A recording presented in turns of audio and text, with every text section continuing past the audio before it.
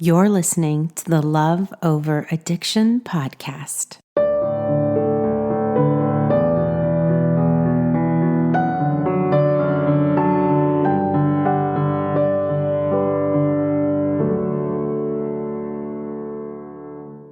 Thank you so much for agreeing to share your story with me.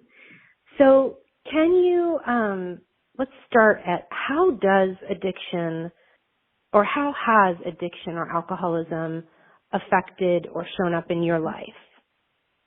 Oh, thank you. That's a really good question, and thank you for having me on. I'm really excited to share my story. I think addiction, when I really look back on my life, has been my greatest teacher and taught me some very painful lessons, but there's also been a lot of personal growth that's come out of it. So I grew up in a family. My dad was so smart. I mean, I remember just spending time with him as a small child, and he just had a way with words, and he was he was wonderful. He was also a functional alcoholic. He, supported our family. He was successful in his business, and every night he would come home, and I can still remember the sound of the ice cubes going into his cocktail glass, and then the scotch, and we would have dinner.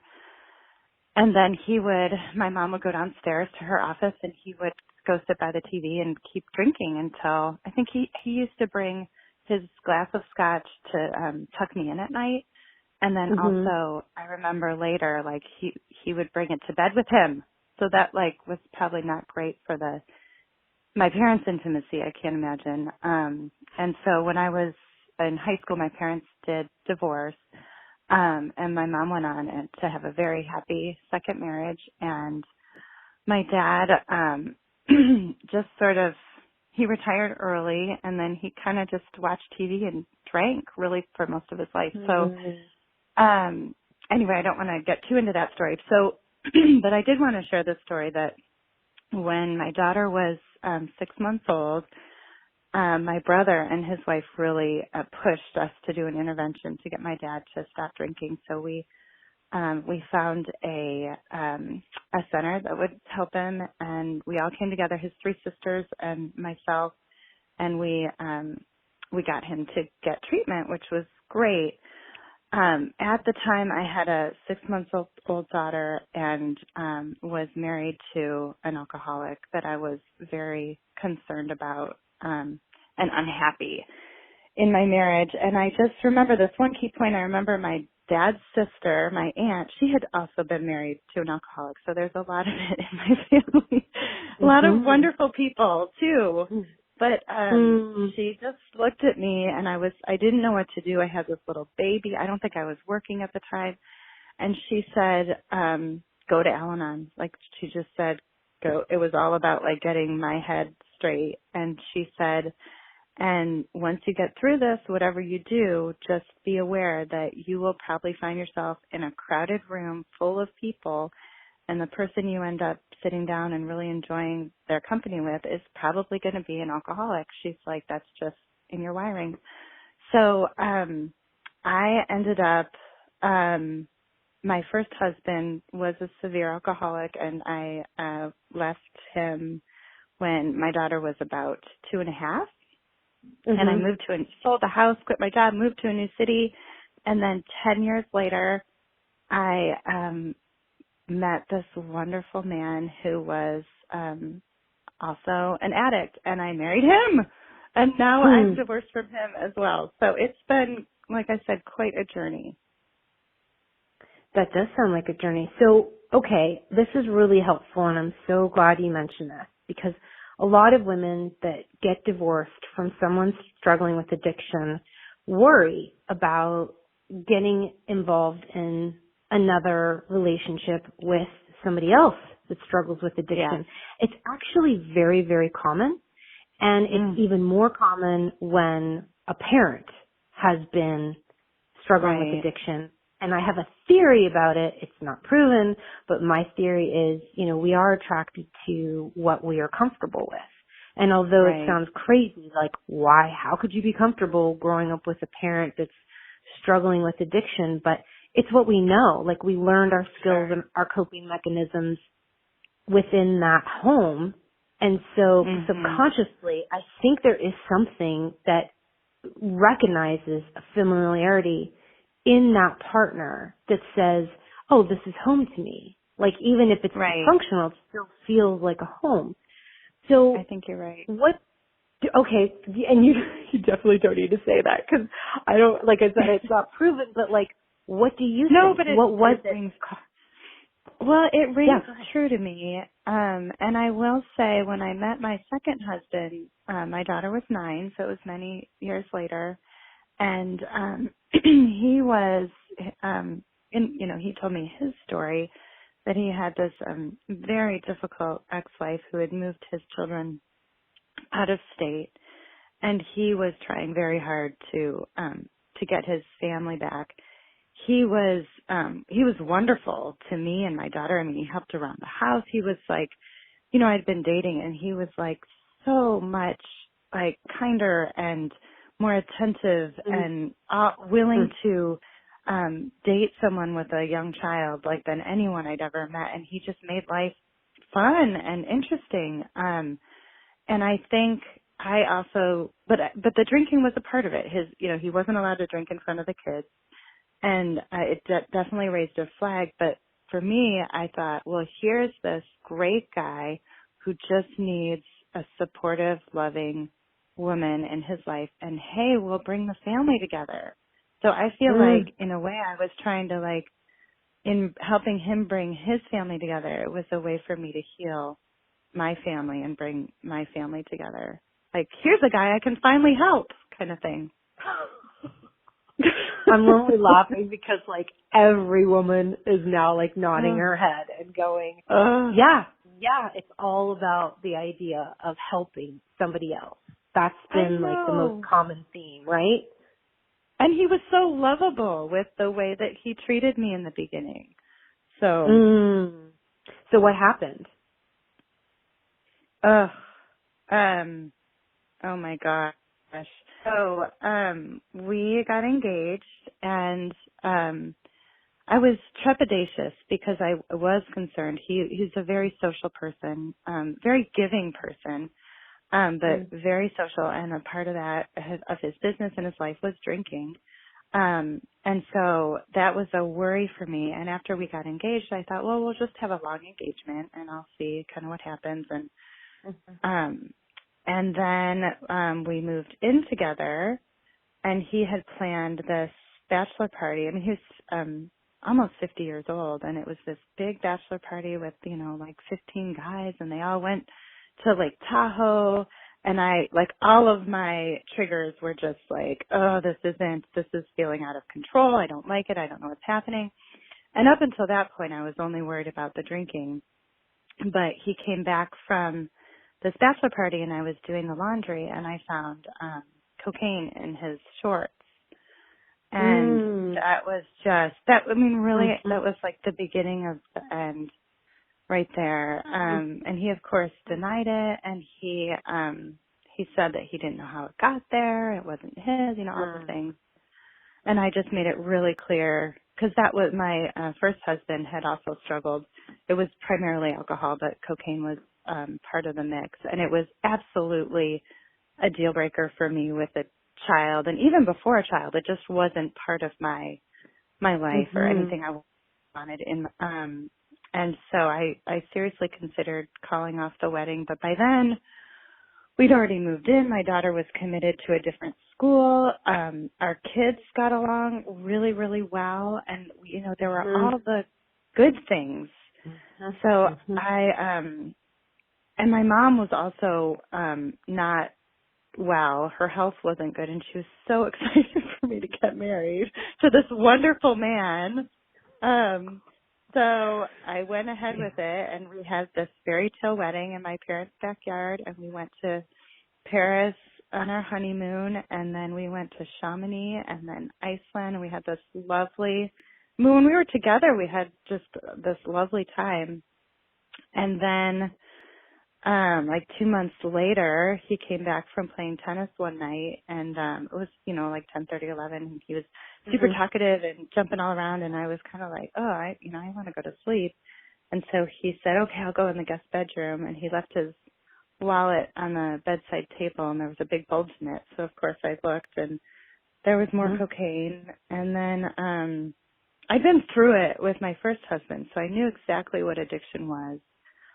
Can you tell me And really quickly, because I think this is, sure, we haven't covered cocaine in great detail, and my yeah, ex-husband used a lot of cocaine too, and ugh, I had never been around cocaine. I mean, my gosh, yeah, I had no idea what it looked like, what it did, what you even did with it. So right, this is a really great place to stop to help women understand the signs.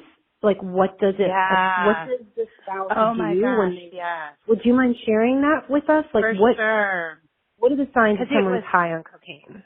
it was crazy because it was all secret. And like I said, this guy, he was almost 50 years old, professional, definitely talking a lot, excited, like everything's Mhm. coming up roses kind of all the Right. time. And Right. then going to the bathroom constantly. Like And I thought he urinating? had, Or is it well, going to the no, doing bathroom and cocaine, like lying? going, yeah, like we Got would it. go out. I mean, Got it it. just, from there, it just got worse and worse, and he was always in the bathroom, and I could hear him. I thought he was blowing his nose. I thought he had, and he would always say he had sinus issues. I mean, it's so Wait, what did obvious. he say? But he said he had sinus issues. But looking back, I mean, it was so obvious, and he turned into like this raging addict in a period of months. It was awful, Interesting. just awful. And I And think part of it was, cocaine is really expensive. Like, that was the other thing, yeah, is oh it's yeah, a pretty expensive drug. So it's more like, yeah, did you notice, like, were you a part of your finances, if you don't mind me asking? Like, was there, sure, because usually they take out large withdrawals of cash in order to purchase the cocaine. yeah. So was there any kind of clues financially? We had separate, like we had one account for the house, and then since it was a second marriage or whatever, we both worked and we had our separate accounts. So I didn't see a lot of it. I did notice he always had cash, and I was like, why do you have so much? He would have like $700 laying around, and I would be like, what? So he always, and then, oh, I mean, it honestly, it was a nightmare. It just got worse and worse and worse. And like I said, I knew about addiction, so I tried to just be calm, and I found your program, which was super helpful in just getting me grounded and focusing on myself and my daughter, and trying to, I knew pretty much, like within 2 months of getting married, that I had to figure out how to exit. But it was Mhm. so hard. It was really hard. And I talked to his parents in a very kind and loving way, because I was worried about him, and I loved him. And, Yeah. Yeah. we did all the things. We talked to him and threatened and cried and yelled, and I did everything I could to change this man, and Of course you did. I failed miserably, and really made myself into a very unhappy person in the process. Yeah. And um it just went from bad to worse. And the thing that was hard with him is that he was a people pleaser, and I think there was a big, and I think that's what's so hard about being with someone who's struggles with addiction, is he didn't necessarily want to lose me, even though all of his behaviors were pointing to that. Like, so he would do really nice things for me. Like, he would, there was always like a nice vacation on the horizon, or, he would buy me things, jewelry, and so it was very confusing. And, tell me he loved me and all of this, and it was just, it was extremely confusing. Mhm. Mhm. And what was the confusing part about it? What do you think was super confusing? Well, I think it was like that Jekyll and Hyde personality, or the duplicitous personality, because he was a very logical person. I mean, he was a successful businessman, so he very logical and very respectful. And he was someone, I remember when we first met, like integrity was so important to him. And then he did so many things that were the exact opposite of that in his actions. So it was super hard. And, he would, when everything was out in the open and we got separated after about a year of marriage, and then we tried to work it out. But he would just cry and say he didn't want to lose me. But then he would just keep right on using and lie and be like 4 hours late to things. And he was just a really terrible husband. Like, I can't imagine a worse husband. He was a great boyfriend, terrible husband. Yeah. Okay, I love that, because that is also something that I think a lot of people can relate to, where it's like the courting period where they're on their best behavior and right. they, you really look back and you go, wait, how could I have fallen for this? Like, right. I'm an intelligent human being. Like, why did I not, how did I get myself into this situation? Yeah. And I think the blame does not belong to us. I really genuinely believe that. I think that they're probably very aware that they have a problem, or they're aware that of the behavior that they need to cover up. They might not believe it's a problem, but they believe you might have a problem with it if you knew. And so they are very intentional about, and kind of tricky about making sure to say the right things and knowing, what to do in order to get you roped in. And then as soon as, it's not uncommon for women to say, literally on our honeymoon was when it started to fall apart. Like, as soon as the ring and the certificate was signed and the ring was on my finger, that's immediately after that was when things started to, go south.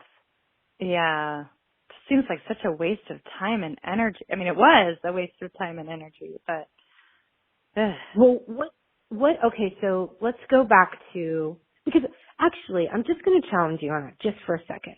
I think for you in particular, and hearing your story and hearing how much you're aware and how much healing you've accomplished, have you ever thought about this relationship and with your father and with the two men as sort of like gifts that helped you arrive at this place that's actually quite incredibly healthy, that maybe you wouldn't have been able to arrive there at this age if you hadn't had these 3 men in your life? That's a really good point. I actually had a meeting with my therapist yesterday, and she's, I've been seeing her for many years, so she's seen everything. And, my journey isn't over yet, and I would really love to find a healthy relationship and, maybe even partner up again. I think I'm happier that way. And I think, growing up, I was in the paradigm where, my mom, she had a job, but it was sort of a hobby, and my dad was the breadwinner, and she got to spend so much time with her kids, and I thought that I would have that. And I didn't. I ended up working, but it's given me like a tremendous sense of accomplishments, especially when I think about, I sold our house, when I got my first divorce, and I moved to a new city, and, I had been working for probably about, 5 or 10 years. So I wasn't starting from scratch with a career, but I had never been on my own before. And then to be on my own with a child was something that was unfathomable. I never thought that would happen to me, but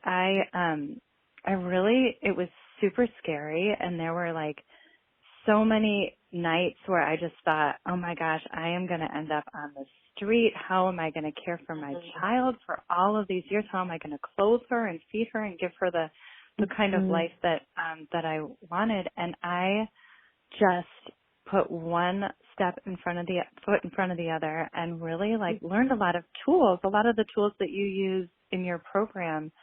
And then looking back, she's now 15, and we've had we've had some ups and downs, but we've had a really great life, and I have been able to give her a lot and build my career in a way that I'm super proud of. And my life isn't perfect. Like, I don't want to say like leaving an addict like solved all my problems, because it didn't. And there's times when I'm super lonely and, you know, would really wish that I had a partner, but I'm proud. I'm really proud of the life that I've built and the person that I am. And I couldn't have said that 2 years ago when I was trying to figure out what to do and still in the marriage. That's terrific. That is so, I'm so proud of you. That's really, really terrific. Thank you. It feels good. Yeah, absolutely. It should be something, and I can relate to it. I mean, I remember being a single mom and working. It's hard. It's certainly hard, but on those nights where, I mean, I don't know if this has happened to you, but there'll be nights where I'll be like looking at my watch, you know, and it's a Friday night, and yes, I'm home alone because I'm not like out with anyone. I've got my kids and I'm getting ready to put them to bed, and it's like, you know, 8:30 or 9 o'clock, and I'm thinking to myself, okay, I'm alone, but it is way better than being than living in the tension and chaos and drama of having addiction in the house. Like, I'm in charge of this house. There's peace in this house.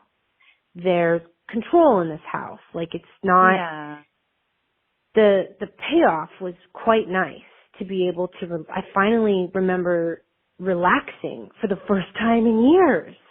Yes. And also just, I think, at least in my, both marriages, like they were both so disrespectful and just like, it didn't make me feel good about myself. So, just to be able to have my surroundings, the way that I want. And I decided my dog might be my soulmate, but just like, you know, she's really sweet. She doesn't talk back. You know? Do you mind sharing your dog's name? My dog's name is Lucy, and she's a mini golden doodle. And I recently was recovering from COVID, and she was like my nurse. Like, she did not leave my side. She was so sweet. Lucy. We love Lucy. We love Lucy. Thank goodness for Lucy. I love that. Yes. What about, okay, so I have two questions that I'm really curious about. The first one is your daughter. Like, if you don't mind me asking, how did she adapt? What tools did you give her to work through these emotions? How did you communicate with her? How did that go down? Yeah. Thank you that's a great question. And it's been a long journey. I don't know that I handled it. So I will say I went through, my first husband, he did go to a 30-day program. And so I went through a 5-day therapy program myself, and I went through Al-Anon. So I felt like I gained a lot of tools that way. And her dad continued to struggle. But he was living out of state, and I made sure that I didn't ever want to say anything bad about him. But I don't think this is right, but I did tell her that, he was allergic to alcohol, and she since shared that she didn't understand what that meant. And she was like, why would you divorce someone because they have an allergy?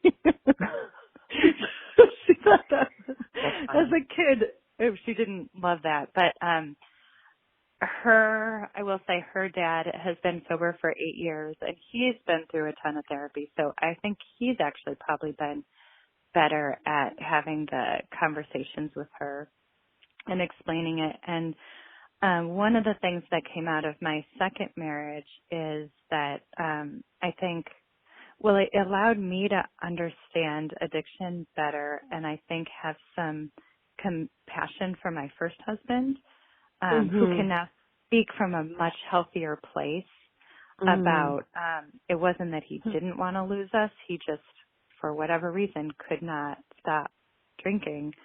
So that's helped me, I think, have a healthier relationship with him. And then I've also, now that my daughter's older, and she did see it, unfortunately, in her stepdad, we've had some really honest and open conversations about it. And I think she understands a lot. And you said she's 15 now?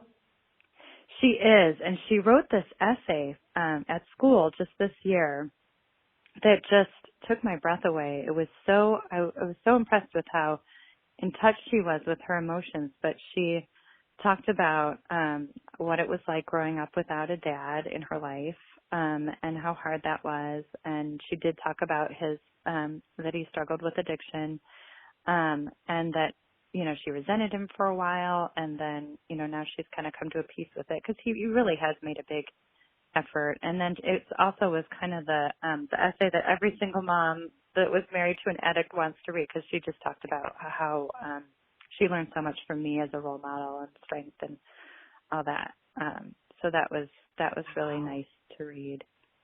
That's terrific. Good for her. Yeah, Gosh. I was really proud of What her. a But you know, strong little nugget. I mean, yeah, so terrific that she has the courage to talk about addiction. That's a game changer right there. That means that she's not going to hold on to shame. Not unnecessary, of course. I But hope some not. kids, no, I mean, not if you're, I mean, that's the secret to getting rid of shame, right? Is to share your story. So Yeah. the fact that she's doing it at school is tremendous.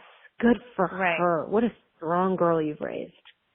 That's you. Wonderful. Thank you. And she's quite close with her stepsister, who's my second husband's daughter, and I think they, you know, they're able to talk about it too. In a way. Wow. And good for you for not discouraging that friendship, the continuing of that friendship. That's very admirable on your part. Right. Not always easy. Lately I'm kind of, because I always hear snippets about his life, you know, because they're teenagers and they're always on FaceTime, and I'm like, I just would like to just close the door on that whole thing. But it's important for them.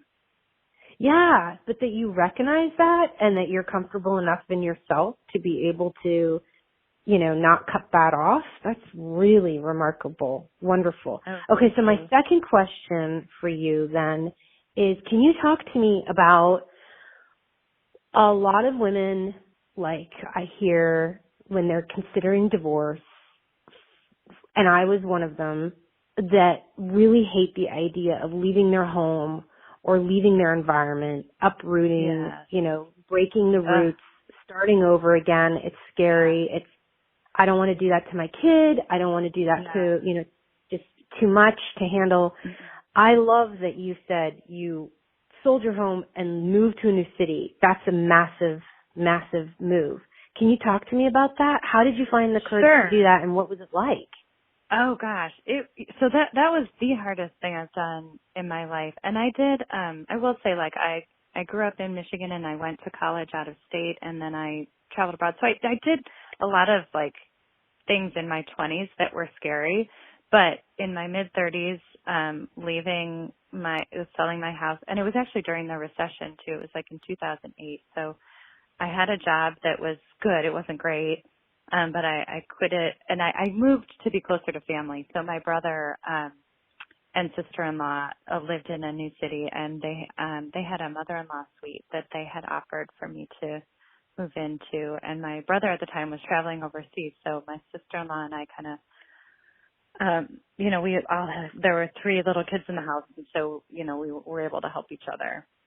Mm-hmm. So that was, I think, moving to a new city for family. So I was moving somewhere where I would get some support, but, you know, it was still hard. It was hard to leave all my friends and everything familiar, and it wasn't perfect by any means, but it definitely opened our worlds up, and I think in some ways made it easier to start a new life.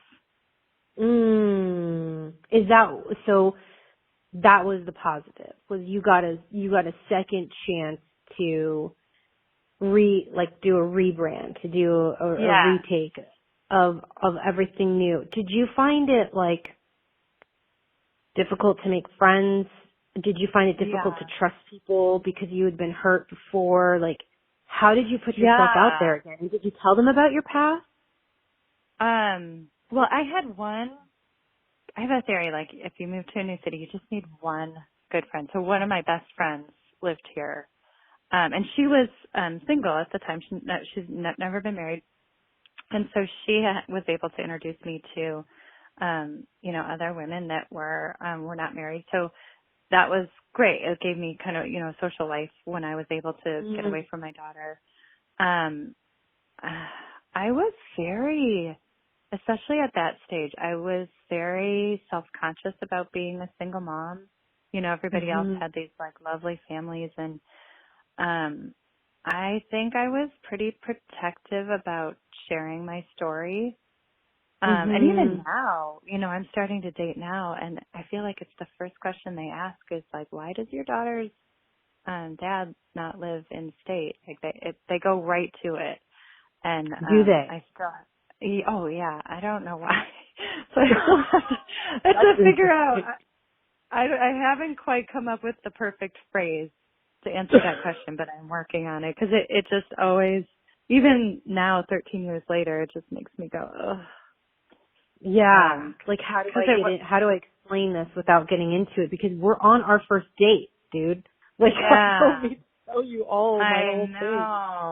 I know. But yeah, that's interesting that they ask right away. I don't know. I can't. It's an eyebrow raiser. Yeah. I think, maybe it's because I tend to, go on dates with people that do have kids, so maybe it's a good sign because I think they're always like, I could never imagine being away from my kids, which that's kind of interesting because I moved out of state with my ex-husband was in another state, and I didn't go on many dates to be honest with you but I don't remember ever being asked that question. But so what do you say? Like when you get asked, what's the go-to line now?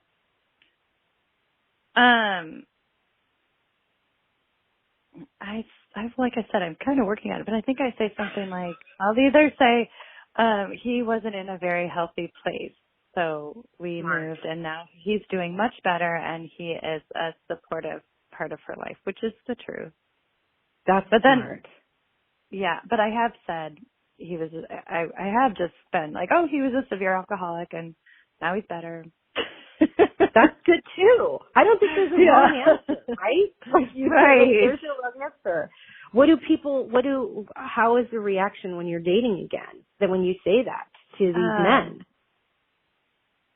I don't like it, to be honest. Like I feel like it like positions me in a certain way, and I feel like I do feel like that's part of my story, and for an important part, I guess, but I feel like there are so many other things about me that I would prefer to share with somebody that I'm dating, especially right at first. So, it's, I don't feel like it's something that, I don't ever want it to be something that defines me. I love that. And I think that's because because you haven't let it define you. Like that's the key is you're in such a strong, healthy place. It's like, I don't want this to be what, like a major part of my story. I have so many other wonderful things going on. So that's interesting. So how does it feel to be dating again? Like, yeah. That answers that right there. Oh God, it's just, I think I started, kind of optimistic. My daughter's older. When my daughter was younger, it was very hard for me to date. So I went through like many, many years where I didn't date, and it was like 10 years after my first divorce that I got remarried. So, but this time my daughter, she has a pretty active social life, and I have a little more free time, and I truly enjoy male company, and I think especially I work from home right now, so I've been like doing some online dating. Even if there isn't a connection, I don't really mind because it's kind of interesting to hear someone's story. But it's hard. You're doing online dating. Are you doing those apps like the Tinder and there's so many of them out there. Yes, I have been trying Bumble, and Bumble. It's just is what it is. Isn't that the one where it's like women empowered, like women swipe or women, something about women with Bumble, right? Yeah, a little bit. They're all kind of the same. It's just that they don't message you unless you initiate, you initiate. So you don't get 100 messages, which is kind of nice. But, I think, like, for me, I think it takes a really long time to get to know somebody. I mean, it could take years. So I'm working on just, like, taking things slow and, just trying to have an open heart, but also, protect myself. Yeah, I think that's a great idea. I remember dating my husband and I was terrified. Like, I can't even begin, like, it's just, first of all, is he a serial killer? I don't know. Like, I don't know this man's background. Like, right. He was lovely. He was acceptable, but there's a part of you that's, like, been so wounded and so untrusting. You're like, he's going to kill me. Like, and of course he never would. But, and then, like, the whole idea of being intimate with somebody again. I mean, I don't know about you, but, like, I was older, had 3 kids. I mean, I wasn't looking like I looked when I was 21. Things were falling apart. Things were falling down. You know? Yeah. I know. Do you ever think about that? Like, there's this element that's, it can also be very exciting too.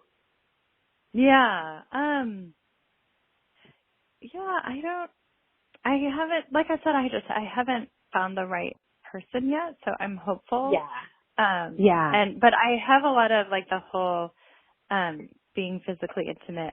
I do feel like things will start progressing, and then as soon as it gets to that stage, I sort of am like, okay, my calendar looks like it's kind of full. Oh, yeah, I get that. I get it. I totally get it. I just feel like, both of my parents, have passed, and, I'm getting older. And I do feel like, as corny as it sounds, it's, one of the reasons that we're here, or one of the reasons I feel it's important to be alive, is to love and, be loved. And so I'm just going to keep trying and see what happens. Totally. Yeah, absolutely. I mean, why give up? And I have my father is staying with me right now, for a couple months, and he's 81, and he divorced my mom and never got remarried. And it's tough seeing him getting older and not having a partner to share his life with, to take him to doctor's appointments. Or like even to go through COVID he lives in New York City, and he was in his apartment, for 2 years. And it was just, that's why I think he's like every day, he plants himself in the kitchen, on the table, and sits there and just, we have a very busy household, and I'm like, Dad, don't you need a break from all of us? And he's like, no, I've been craving. Yeah, this is like my happy place. So I think, like, the idea of growing old together with someone, and we were talking yesterday about, like, it's not too late, even at 81, like, there's a wonderful person out there probably that would love to care for you and be cared for. Yes. Yeah, no, I know. Maybe I'm an optimist, but I still believe in love. I love that. I don't think absolutely. I love that you're still putting yourself out there and on Bumble, which is great. Good for you. Good for you. So if nothing else, it's good stories to tell your girlfriends about. I remember, just really quickly about a story. When I first got divorced, my best friend was like, you're going, and this was years ago. This was before online dating was even acceptable. Like, this is when, like, nobody talked about it. It was like the secret, so. Oh, I know. You were like ashamed. As she said to me, we were walking around going outdoor shopping one time. She said, Michelle, you're ready. You need to get out there. And I was like, no. And she's like, you have been alone for way longer than you've been divorced. You were alone in that marriage for years and years and years. you're ready. I've seen you do the work. I've known you. She's known me, and she knew my ex-husband since I was 15, and she said, you're ready. And I said, okay, well, fine. Like, I'll meet somebody when I meet somebody. And she's like, Michelle, you go to, like, kids' soccer practices. Like, where are you going to meet them? Where? You don't go to bars or anything. You don't go out. I was like, I don't know. It will just happen organically. It will happen naturally. And she's like, no, it really, like, you need to be more intentional about this. You need to get online. And I was like, no.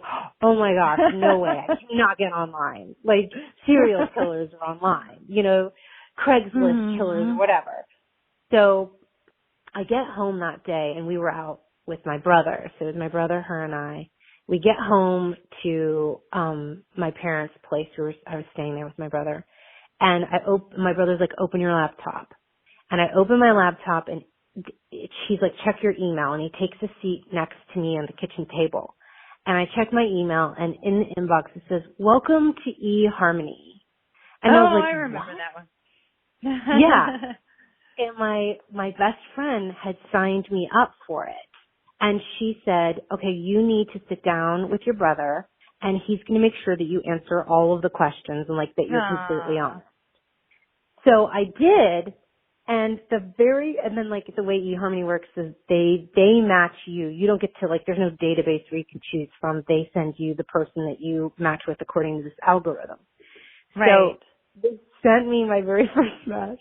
They email you and I opened it and it was this guy standing in front of a Ferrari in front of a mansion with like a mustache and like why did they do John that? Johnson blazer and I was like, oh no. Right. So I get the fear of online dating. Like there is this stigma where you're like, who? But I hear it's like all the rage now. Like everyone's doing it. It's the way to meet people. Well, it is, and I just don't know anyone. It is how I met my second husband, for better or for worse. But I don't know how. Because I do have friends that are, my age, that are single, and I don't know anyone that's met not online. Because I think once when you're in college and you're younger, you meet people through work or but it's hard when you're with kids, especially now. Yes. So many of us are working from home. So I just try to look at it, especially that first date. It's not necessarily a date. It's more like a meet and greet. So, and like I said, I'm pretty social and I am interested in hearing people's stories. So I try not to put much expectation on it and just, it's sort of a numbers game, right? You just got to get yourself out there and, hopefully eventually something will click. That is so great. I know that like we kind of sort of got off topic about addiction, but like I think this is so wonderful because we do need to talk about life after addiction. Like what does happen when you get out there and you leave and you find yourself a single mom dating again? Like and talking about this can help relieve some of the anxiety of like, no, you can do it. Like, and it actually can be enjoyable and you can navigate through it. It's totally enjoyable. Like, I would say I'm just, the pandemic has been a little bit weird and I'm just getting comfortable dating again this whatever round I'm on in my life. But during my 40s, I was single for at least half of my 40s. And I had more fun dating in my 40s than I did in my 20s. And I kind of wish that it was because you get to meet so many more people and you don't I don't know, maybe I wouldn't have married my first husband if I had the opportunity to, meet somebody and maybe find someone that was more compatible. That is awesome. I love hearing that. Yeah. Okay, can I ask one more question about this dating thing? Because I do think we have a lot of women that are like, have divorced, or in the process of divorce, and they're like, when do I know I'm ready to date again? Like, what do I do when I start to feel like scared or I start to clam up because of trust issues? But technically, I'm getting very like technical and literal with this question. When you start your dating profile, like when did you know like, okay, I'm ready to now upload a picture and put myself back out there. How did you know it was like you were ready for that? Yeah, that's a great question. I think, well, I got divorced during the pandemic, so it was a very isolating time, and I think I probably put my profile up there before I was ready, probably a good 6 months before I was ready to date, and the first few dates or first few people I met, I just was just not ready, and I found myself, I think you're not ready, if you find yourself talking about your previous relationship a lot on the date, which I don't like it when other people do it, but when I noticed myself doing it, I was like, okay, wait, is this like, am I going to this date for therapy, or is it to meet somebody new and share parts of myself? So I think it's kind of a fine line. I think for me, so my divorce was final in October of 2020, and I just now, like within the last 2 or 3 months, feel like I'm personally ready to. That's great. I'm ready. Yeah, and I think so you just if know. You find yourself reminiscing about your past, you might need to like do some more work on closure, is what you're saying. Yeah, and that doesn't mean you can't date. It just, for me, it meant I wasn't ready to to really get involved with someone yet. Got it. And then it what do doesn't mean you you do? can't go for coffee. Right. That's great. Like you can't make a friend. You can make a friend, Yeah. that happens to be a male. It might not work out, but Yeah. you can at least entertain the conversations and have good company with people. Yeah. What do you do? Go ahead, please. I was just going to say, I have a good friend who's been, she's kind of my dating coach, and she always said, she said, you can take it you can determine the pace of it. It's not like there's, this outside force controlling it. You can take it as fast or as slow as you want. That's great. That's great. Yeah. Okay, what red flags do you look for now that tell you, okay, I'm not going down this road again? Yeah, I would say definitely someone where drinking is a big part of their social life. It's just not, and a lot of people have like even just like beers in their profile picture, and I'm like, I understand really that. Yeah, and not like in a way that they're like drunk, like they might just be out having a fun night. But for me, there's just too many triggers with it, and I just I don't mind dating somebody that, likes a glass of wine and, drink every once in a while, but I don't want it to be part of their persona. Right. You know what I mean? Like, so that's like, give us an example. Like, what's an example of someone who's like, it's their persona? Like, drinks and profile pictures, totally get that. Is there anything like that someone said to you where you're like, nope?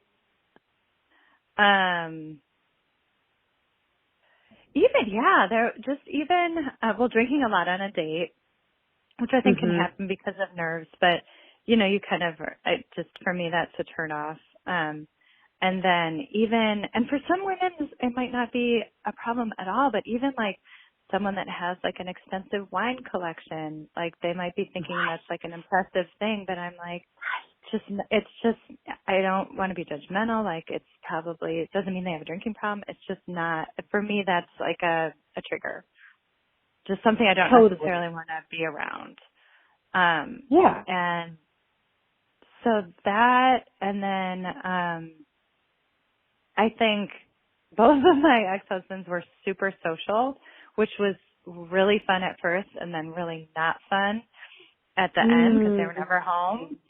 And so I think social people can be fun, but that's another thing that I just know that's not compatible for me. Because what are you normally doing socially, right? Like there's usually You typically, not always, like there's rock climbing clubs where I think it would be very dangerous to rock climb and drink at the same time, so I'm assuming that that's not happening. But right, normal social behavior. Okay, one last question, and I'm so sorry I honed down on this, but I think this is really fascinating. We've never talked about this. What how did you decide your profile picture? Like, did you get a second opinion? Like, is it professional? Like, what did you do? No. Remember those glam shots at the mall? What were those called? I'm too old to know, but like that's what I meant. I do remember that. No. I just had like vacation pictures, just pictures from vacation. But I obsessed over it. I'm not saying it was easy. I mean, I pored over. And then when I did go on vacation with my daughter, this summer, I took like a gazillion selfies and I felt like the biggest dork. But I'm like, wait, there's an ocean in the background. I've got to get this shot. Because that makes me look fun.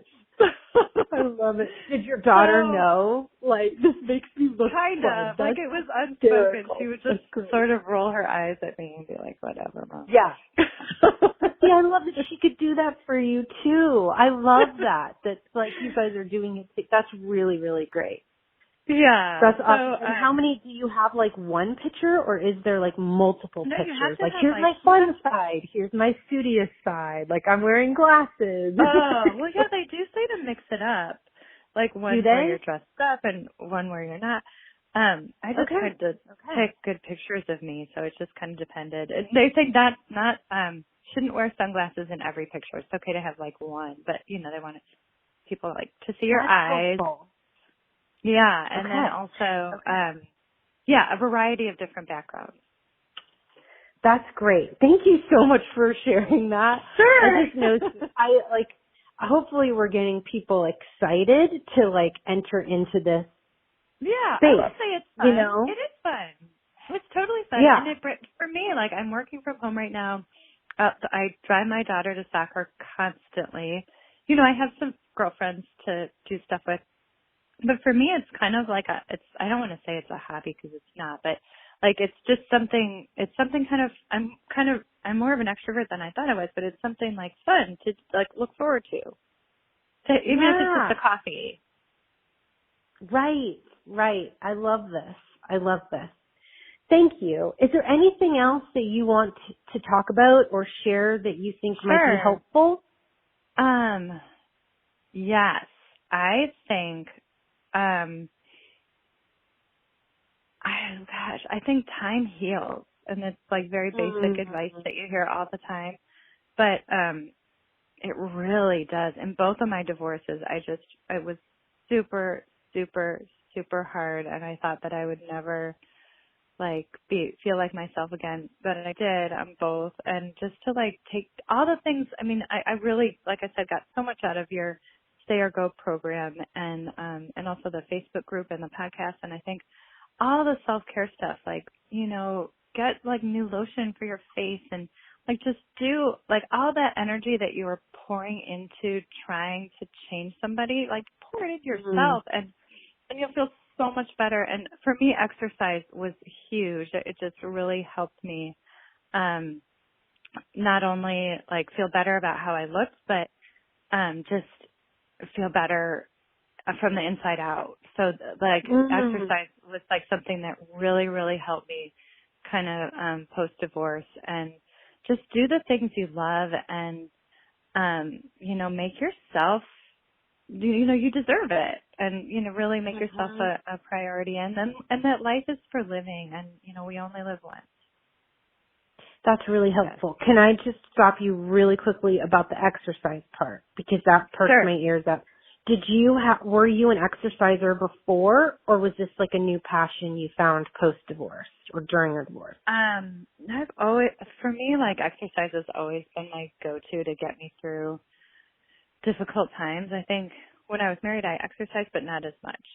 So it definitely. What did you do? What kind of exercise did you?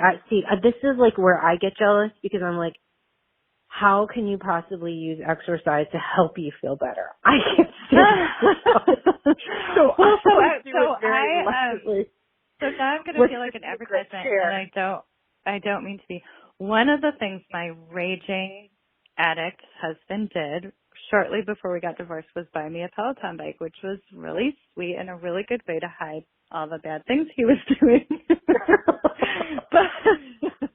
but every time I get on that bike, Yeah, every time I get on the bike, I'm like, at least he got me the Peloton bike. And it's in my house, so it's really easy. But you can go on a run, you can do anything. For me, what I like is the instructors are really fun, but it's the music that really helps me. So music and movement are just have always been like things that get me through really tough times. So I did yoga for many, many years. It's harder to do now with the pandemic, but I walk my dog and listen to music. So anything that can like get me out of my mind and into my body, I find super healing.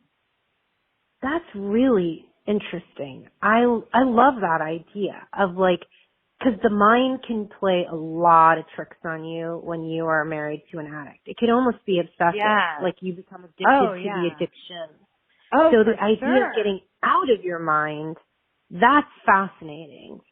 That's fascinating. And so, I think, okay, can I just ask you one question about the Peloton? Because I own one. And I'm just going to be honest. The Peloton is terrific for a lot of people, but do you have like somebody that the thing that I can't do is I don't need somebody like jamming to the music while they're like, like the instructors with the self-help talk and I know a lot of people don't like that. I don't care for it. I gotta be honest with you. I'm like, I just want to hear the music and like get into my own zone. Is there a way you can do that? I hear a lot of people like that. I think. Do you? I thought I was the only one. I'm like, no, I've heard it from a couple people. I think you can. Well, you can do scenic rides, and then you could always just put in your get music from your phone and just do it, like write it manually and turn the sound off. Oh my gosh, wait, but how do you know how fast? So maybe I put on my earbuds and do the program and like do her program but not hear her voice. Or you can do it. They have scenic rides where you look like you're riding down a canyon. So you just do that, and it doesn't have an instructor. I will try this. Listen, I'm desperate to enjoy something because I think I've tried everything other than like, like ski jumping or whatever. And like everything, I'm just like, oh, this is miserable. I can't wait for my 30 minutes to be up. But I've never thought about it. I never think I've found anything that gets me out of my mind. That's the problem. Oh, yeah. Like, so that's really, really helpful to hear that you used exercise as a way to stop the cycle of the addiction, the addictive thought. Yes. Well, and I will say, because you had said something earlier that made me think about it, going back to addiction, for me, leaving my second marriage was really like breaking an addiction to that person. And it was hard. And I still have those like feelings like, oh gosh, I want to reach out to him, but I don't. And for me, we have no contact, and that's just, we don't have children together, and I would love it if we could have lunch every once in a while, but it just, there's too much to unpack. But for me, and I think that's so hard to leave an addict because they do all these terrible things to you and then they just cling for dear life, and it's so hard. It was for me. And it was I don't want to it was really, really hard for me to leave my second marriage because I really, really loved him. But I absolutely knew without a doubt that I had to. And so it was like breaking, that was my addiction, I guess, and I did have to break it. What a strong woman you are. What a strong woman you are. No wonder your daughter writes essays about you at school. I don't know. That's really wonderful. And I'm so glad. At 15 years old, that's a rare thing to have a 15-year-old love and enjoy her mother. I mean, that's she has her moments. Yeah, I've got a bunch of 15. I've done 15 many times, and it's really, really special. So good for your daughter, and congratulations for being incredibly courageous and being willing to put yourself back out there. Thank you.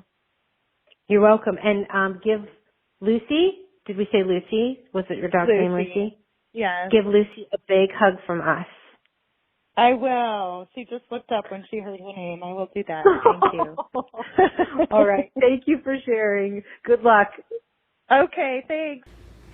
This podcast is created for your support, encouragement, and entertainment with my personal thoughts and beliefs. We are bonded together by the fact that we love someone suffering from addiction. This is not intended as a substitute for therapy or advice from a professional.